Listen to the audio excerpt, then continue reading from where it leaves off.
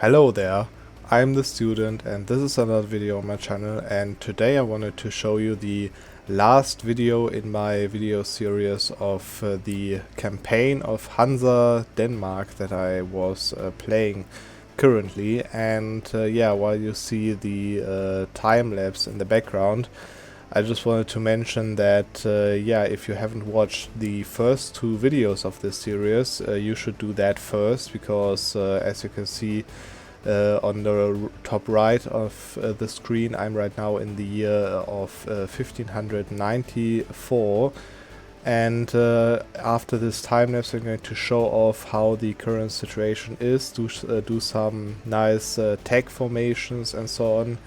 And yeah, then go on to the great finale. So if you want to see that, watch the first two videos before that, so that you know what is going on. Okay, so, and as you saw in the time lapse, this is where I ended up. There won't be any conquests right now going on. As you can see, the last conquest was actually over here in India, in the mainland. I was conquering this coastline over here and this inland of Bachmannes. And yeah, right now I've paused because I was building manufactories. And if you have a look on the manufactories map mode, you notice that I built the manufactories in literally every province that I or my subject owns, that I could build it in. I was actually deleting churches and stuff all over the place so that I could build manufactories instead. But yeah, this is what it looks like, obviously. And yeah, those manufactories are going to finish obviously 5 years from now, so in November 1599, so 1 year before the spawn of the colonialism, which is obviously the deadline of this run, for me at least, because I want to compare it to the last run I did, where I also did a video on, where I reached 1100 trade value in the English Channel by 1600. And yeah, as you can see, I'm before the manufactories built, even over that already. I have 1260 trade value in the English Channel right now, which I am making 3500 almost trade income off, which means that my income is 3900 already.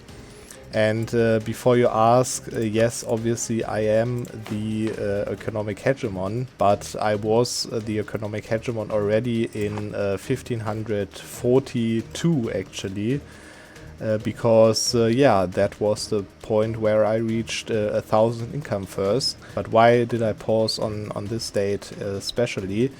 It's not just because of the manufactories that are built, it's also because if you notice that, you see that I have basically no states except for my capital state over here in Antwerpen, which is obviously to prevent the Dutch revolt to trigger. But I also have half states over here in Ireland, and this is actually because I want to form Ireland, basically live on camera right now. Because I think it's pretty satisfying to see different nation formations and clicking through missions, which I obviously will be able to do.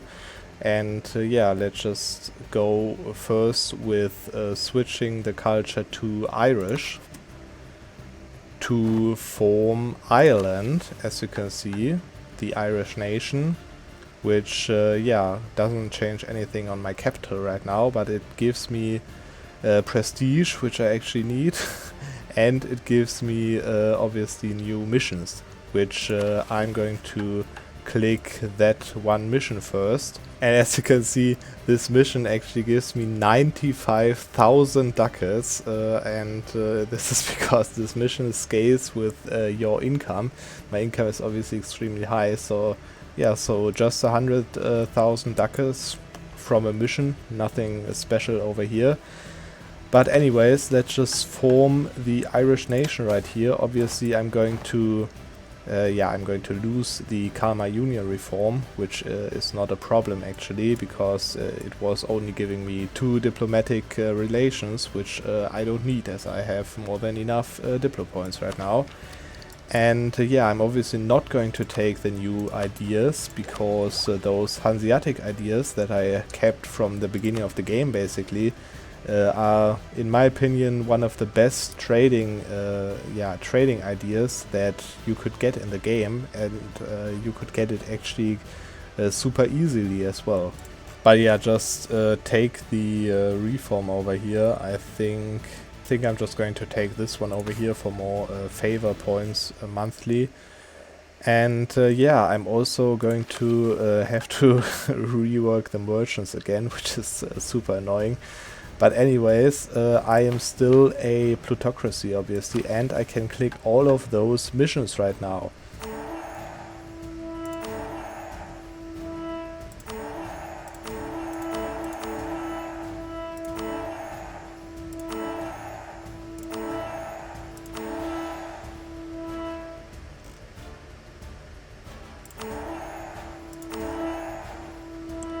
And there we are, all the way down to Rule Britannia over here, which gives me another prestige and all of those really nice modifiers that I can't really use that much because the game ends for me in 6 years. But anyways, and now what I'm going to do is I'm going to do the same thing with forming Scotland. Actually, this state is not enough development, so that is the reason why I'm going to form England first, then culture shift to English, and form the English nation, so that I can still form Scotland. But yeah, I'm just going to do that.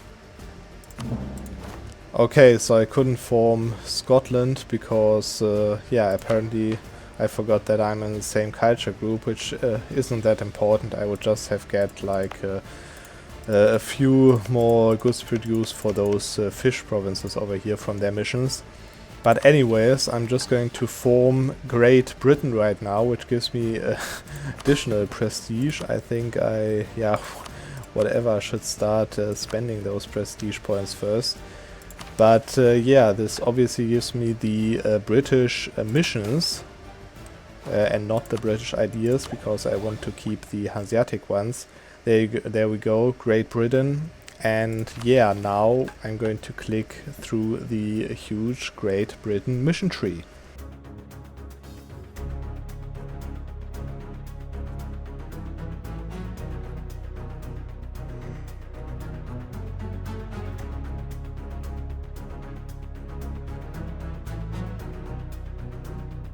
Over here, this mission gives me an additional 20% trade steering and trade power abroad 15%, which is one of the reasons why I formed Great Britain. And there we go, another 10 merchant trade power and ship trade power plus 20%, also very nice. Trade efficiency and another 5% goods produced as well.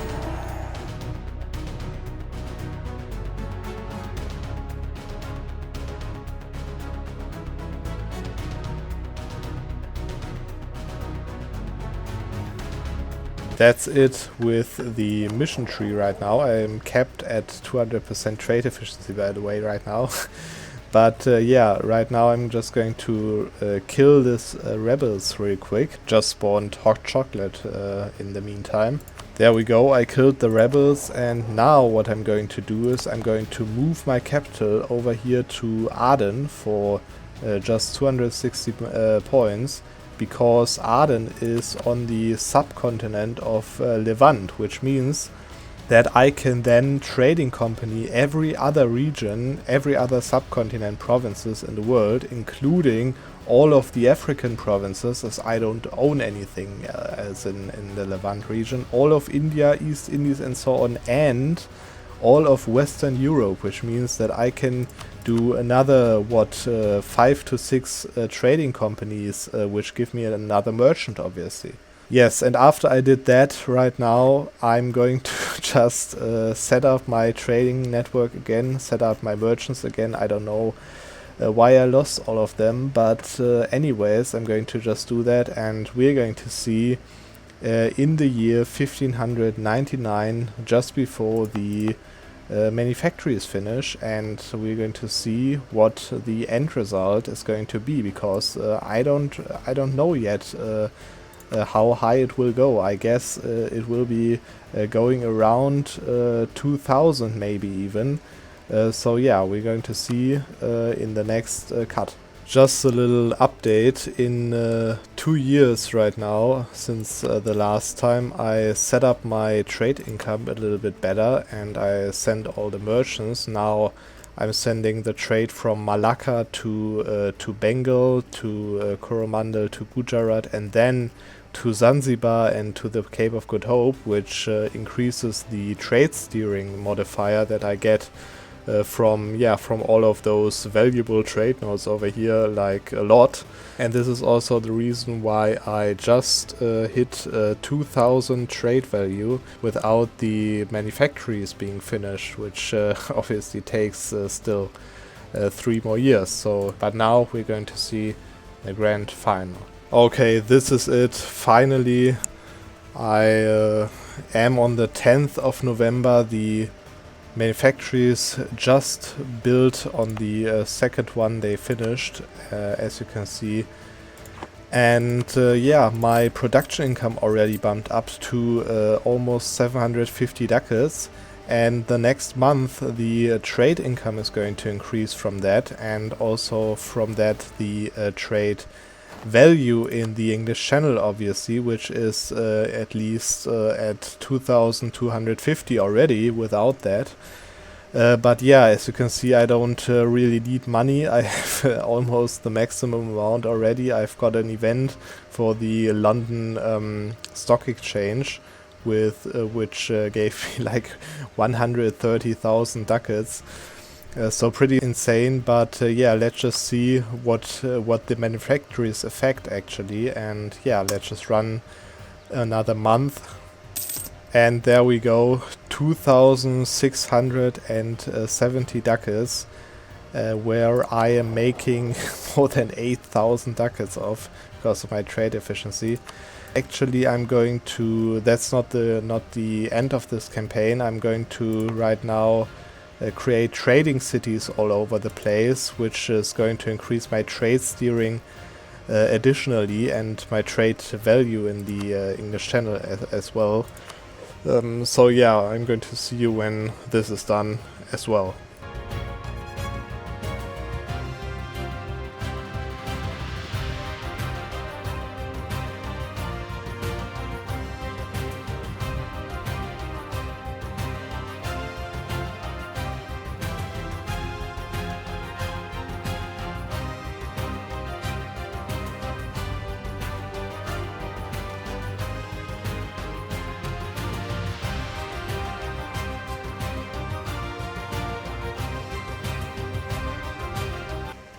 Okay, here I'm back with all of the trading cities created. As you can see, my trade league is now huge with all of those trading cities and a few actually normal nations in it as well, which increases my trade steering modifier right now. As you can see there right on the top, you can see it, 72.5% more trade steering from the member number of the trading league.